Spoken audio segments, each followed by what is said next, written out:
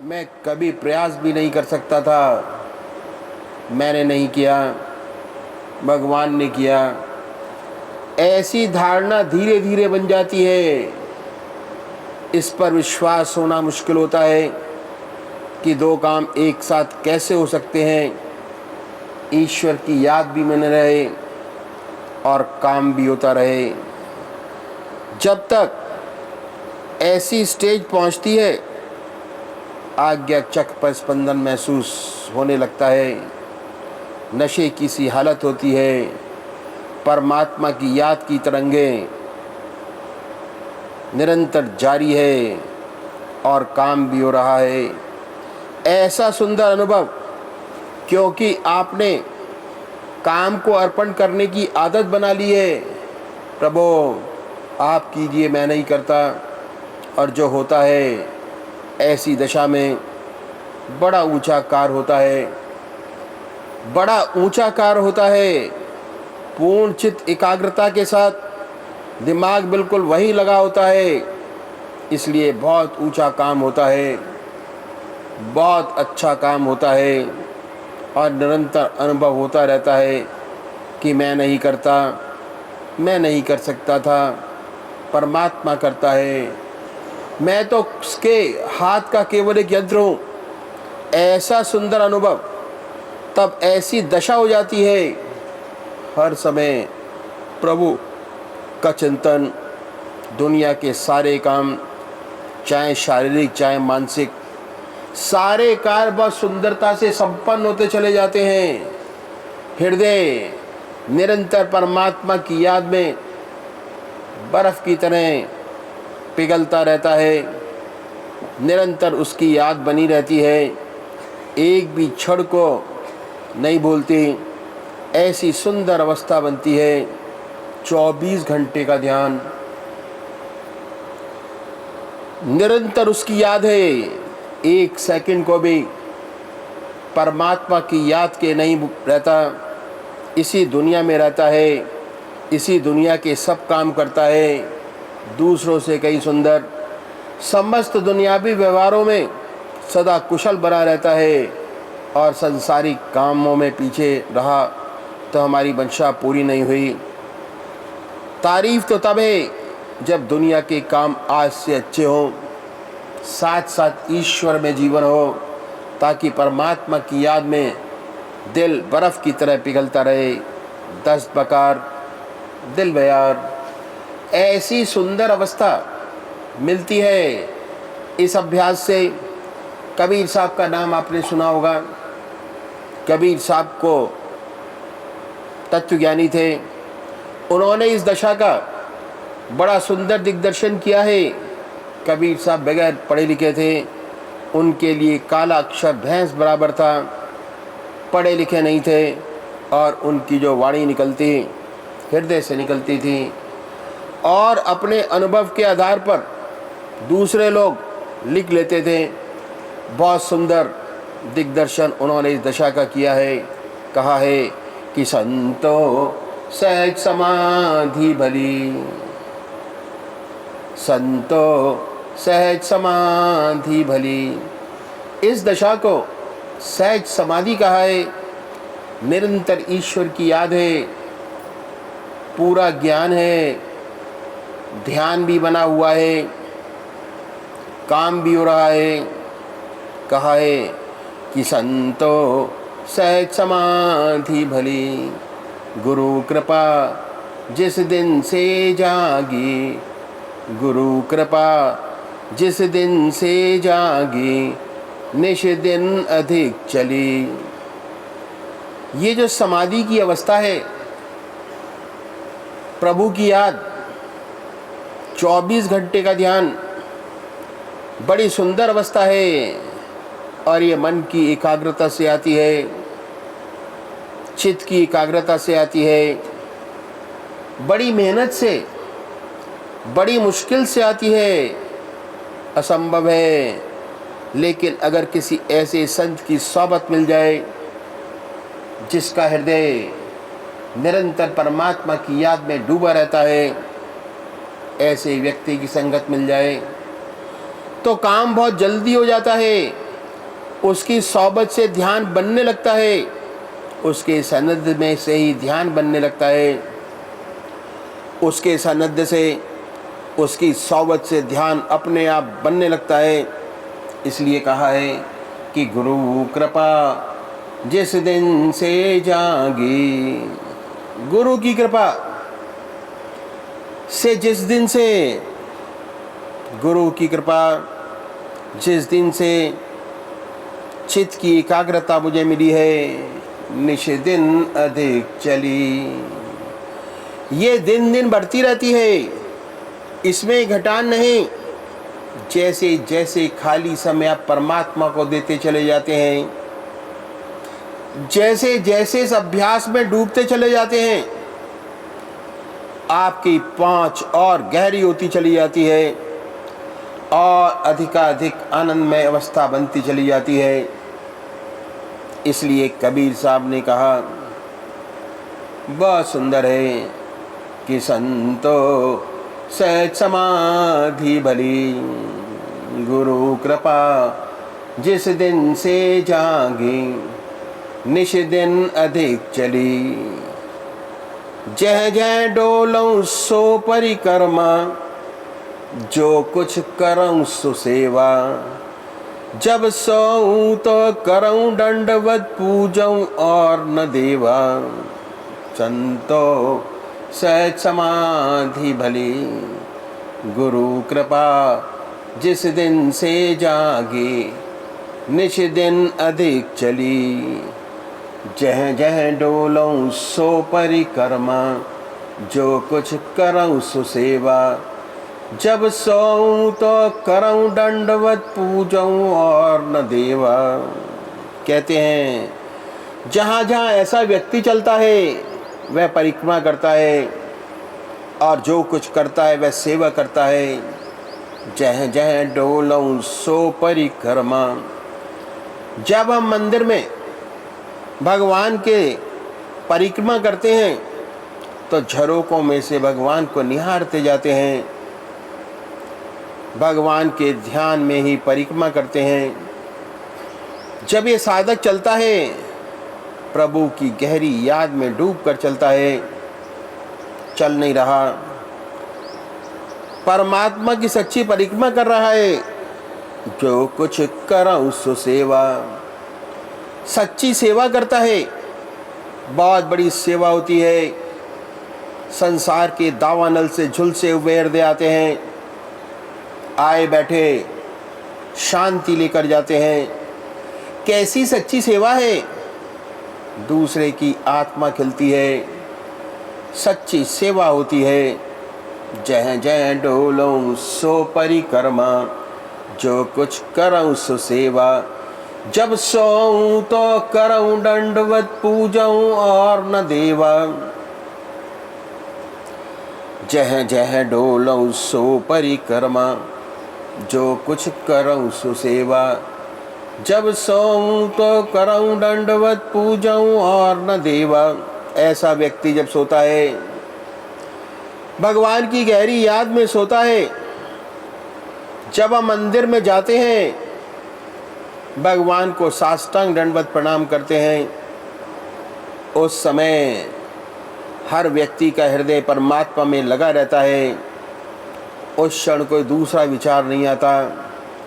बड़ी श्रद्धा से भगवान को दंडवत प्रणाम करते होते हैं। उस क्षण हृदय भगवान में लगा रहता है।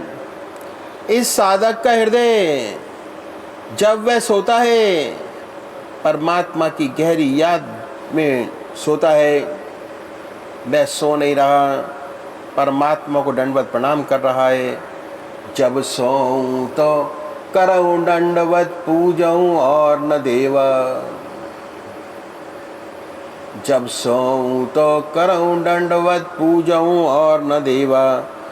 और एक इष्ट का पुजारी, जैसे मैंने आपको शुरू में बताया, जो साकार पुजारी हैं, एक इष्ट निश्चित करना बहुत आवश्यक है, तभी चित्त की एकाग्रता प्राप्त होगी, नहीं तो नहीं हो पाएगी। और निराकार पुजारियों के लिए एक नाम आगे कहते हैं कबीर साहब कि कहूँ सो नाम, कहूँ सो नाम, सुनऊँ सो सिमरन, खाऊं पीऊं सो पूजा, ग्रह उजाड़ एक सम लेखूं, भाव मिटाऊं दूजा। कहूँ सो नाम, सुनऊँ सो सिमरन, कहूँ सो नाम, सुनऊँ सो सिमरन, खाऊं पीऊं सो पूजा, ग्रह उजाड़ एक सम लेखूं, भाव मिटाऊं दूजा। ऐसे व्यक्ति की जो वाणी होती है उसमें भगवान की लीला का वर्णन होता है, परमात्मा के गुणा अनुवादों में ही उसको सच्चा आनंद व सुख मिलता है, और निरंतर अपने आत्मा के रस को चूसता रहता है, निरंतर आत्मा के शब्द को सुनता रहता है, कहता है ईश्वर का नाम,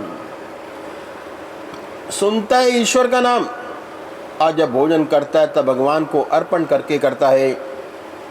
हर ग्रास परमात्मा की याद में खा रहा है, भगवान को सच्चा नैवेद्य चढ़ाता है, भगवान की सच्ची पूजा कर रहा है, भगवान को नैवेद्य चढ़ा रहा है, सच्ची पूजा उससे बन रही है।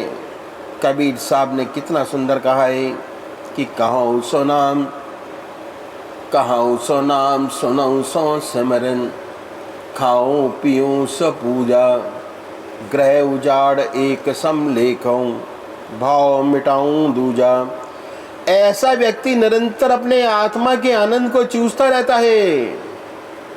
उसे मखमल के गद्दे पे सुलाएं या नीचे जमीन पर सुलाएं, कोई फर्क नहीं पड़ता, कोई अंतर नहीं।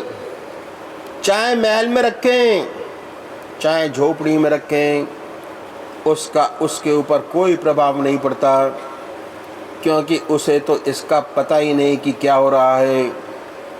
वह तो ये जानता ही नहीं कि उसकी जिंदगी कैसे चल रही है। वह तो निरंतर परमात्मा की याद में रहता है, अपने आत्मा के रस को चूसता रहता है। इस सेवक के गुरुदेव कहा करते थे, बहुत सुंदर बात कहते थे। वो कहते थे कि निशाते जिंदगी है, जिंदगी का यूं बसर होना। निशाते जिंदगी है, जिंदगी का यूं बसर होना। निशाते जिंदगी में जिंदगी से बेखबर होना। निशाते जिंदगी है, जिंदगी का यूं बसर होना। निशाते जिंदगी में जिंदगी से बेखबर होना। ये सबसे ऊंची जिंदगी है। दुनिया के सारे वैभव मौजूद हैं, लेकिन इसे इसका एहसास ही नहीं। उन सब वैभवों को रत्ती भर एहसास नहीं। उसका हृदय तो निरंतर अपने आत्मा के रस को चूसता रहता है। उसका मन तो अपनी आत्मा में लगा रहता है, उसी के आनंद को निरंतर लेता रहता है। ये है सच्ची जिंदगी। ग्रह उजाड़ एक सम लेखूं, भाव मिटाऊं दूजा। एक और बात सेवक ने अपने प्रवचन में बतलाई थी कि गीता में साधन की दृष्टि से 4 विशेष बात है। पहला है आहार की शुद्धि, दूसरा विहार की शुद्धि, तीसरा अभ्यास और चौथा वैराग। वैराग का मतलब हम लोग बहुत गलत समझते हैं। वैराग का मतलब हम समझते हैं कि जो घर बार छोड़ दे, बीवी बच्चे छोड़ दे, धन दौलत छोड़ दे, जंगल में जाके बैठ जाए, उसे हम वैरागी कहते हैं। वास्तव में वैरागी नहीं, त्यागी है। उसने हर चीज़ का त्याग कर दिया, वह त्यागी है, वैरागी नहीं। वैरागी कौन है? सच्चा वैरागी वो है जिसके हृदय में परमात्मा की गहरी याद है। सिवा उसके उसका मन इधर उधर नहीं जाता। जब आप पूजा में बैठते हैं और अगर सच्ची पूजा आपसे बनती है, आपका चित्त परमात्मा में एकाग्र हो जाता है, दूसरे विचार नहीं आते। जितने समय आपकी ऐसी अवस्था बनती है, उतने समय आपसे कोई ऊंचा वैरागी नहीं, परमात्मा के समीप हैं, माया और संसार से दूर हैं। यही अवस्था आपकी बढ़ती चली जाए, धीरे धीरे हर समय ऐसी स्थिति आपकी बनने लगे। निरंतर प्रभु की याद में हृदय डूबा रहे। कोई काम आया तो उस प्रभु का कार्य है, प्रभु की याद में किया जा रहा है। काम खत्म हुआ, उसको अर्पण है, उसकी याद बनी है, एहसास है, ईश्वर की याद बनी है, तो आपसे बड़ा कोई वैरागी नहीं। सच्चे वैरागी हैं, इसी दुनिया में हैं, इसी संसार में, बच्चों के बीच, लेकिन दुनिया की वस्तु आपको छुएगी नहीं। ये है वैराग। और वैराग आता है अभ्यास से, त्याग करने से वैराग नहीं आता। जितना ज़्यादा अभ्यास करेंगे ऑटोमेटिक उतने वैरागी होते चले जाएंगे। जो अभ्यास करने की पद्धति आपको बतलाई अब तक, कैसे भोजन करें, कैसे स्नान करें, कैसे दातुन कुल्ला करें, कैसे मंजन करें, कैसे ईश्वर की याद को निरंतर बनाए रखें। जैसे जैसे अभ्यास बढ़ता चला जाएगा, जैसे जैसे आपके हृदय में प्रभु की याद की लौ कायम होती चली जाएगी, वैसे वैसे आपका ध्यान बढ़ता चला जाएगा। रहते हैं इसी दुनिया में, इसी संसार में, बच्चों के बीच, दफ्तर में, आपके वैराग की अवस्था बढ़ती चली जाएगी। आप सच्चे वैरागी बन जाएंगे। इसलिए कबीर साहब ने कहा है, ग्रह उजाड़ एक समलेखों, भाव मिटाऊं दूजा। चाहे उसे महल में सुलाइए, चाहे झोपड़ी में रखिए, कोई फर्क नहीं पड़ता। एक और सुंदर किस्सा याद आ गया जो मैं आपके सामने रखूंगा। एक फकीर था, एक बादशाह था, बादशाह का महल था, बीच में सड़क थी, सड़क की दूसरी तरफ फकीर की झोपड़ी थी। फकीर झोपड़ी में रहता, बादशाह की उठते बैठते कभी कभी उस फकीर की ओर निगाह हो जाती। तो मैं सोचता कि बेचारा बड़ा दुखी है, बड़ा दुखी जीवन, टाट पर सोता है, टाट पर बैठता है, लंगोटा मार के रहता है। सर्दी का मौसम आया, एक दिन बहुत ठंड थी, बहुत तेज सर्दी पड़ रही थी। बादशाह अपने महल में आया, सारे हीटर्स चालू करा दिए। उसके बाद पतली पतली रजाइयाँ, एक रजाई, दो रजाई, तीन रजाई, यहाँ तक रजाइयों का नंबर 20-22 तक पहुँचा। बादशाह की निगाह फकीर की झोपड़ी में गई तो क्या देखता है,